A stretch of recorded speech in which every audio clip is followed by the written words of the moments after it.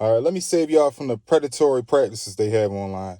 People would charge you $500 to make an LLC. I'm going to show you how to do it yourself right now. I'm familiar with Maryland myself, so we're going to go to a Maryland website and show you how to sign up for LLC online. First things first, let's go to Google. In Google, we're going to type in the search bar, Maryland LLC online.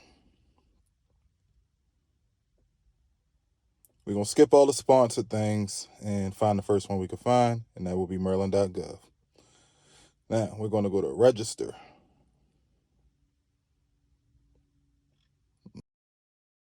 Note that you must have an account and be logged in to perform these actions. So I made a little account. You can go to create yours by clicking create user account a little below. And once you've created your account, then we can go down the process. We're going for Maryland Limited Liability Company. That's what LLC stands for, Limited Liability. I'm just going to click I will use the online forms.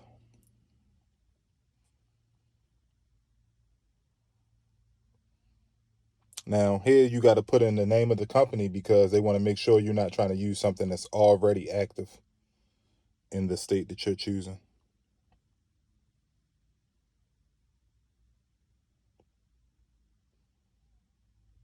Nothing came up, so now I can proceed. Basically, you're going to put in your address of the business. It could be your personal address as well.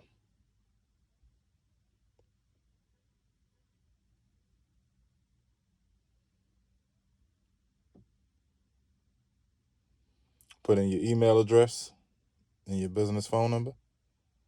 I would make this email address my business address.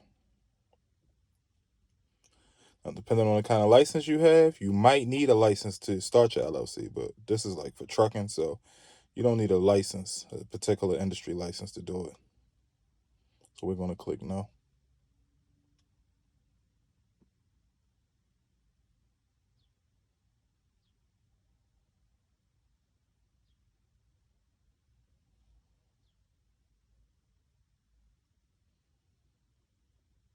Now, in most states, you need a resident agent, which can be a company or it can be an individual. I'm going to click individual and just put in some fictitious information, but either you live in that city or state and you're doing it, or you're trying to be a non-resident LLC. And with that, you might have to have like an agent that receives everything for you. It's not really hard, and the payment for them to do that is not that much either. You might pay about $100, but that's how you get registered that's how you get registered in a different state when they want a resident agent. You have another company do it for you and accept your papers or whatnot, since you won't actually be there. This is like an alternate contact person. I'm just going to put the same info in as myself.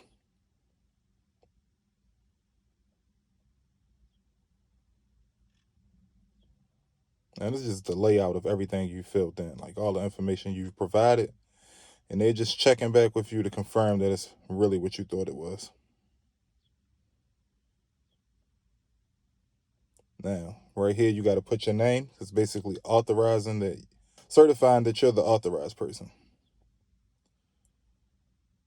And then you just saying that the resident agent is the one that's going to be authorized. I check certified copy because you be needing the articles of organization. You be needing the articles of formation so that you can do certain things. So you'll definitely want to go ahead and pay the extra $21 to get that.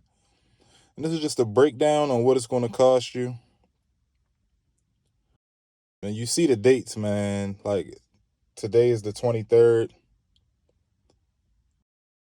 You see the dates are kind of far out. And they'll probably be later than that date also. And then here we are. This is it. You just make your payment and you're good to go. It's not hard, man. Why pay somebody $500 for this and you could do it yourself?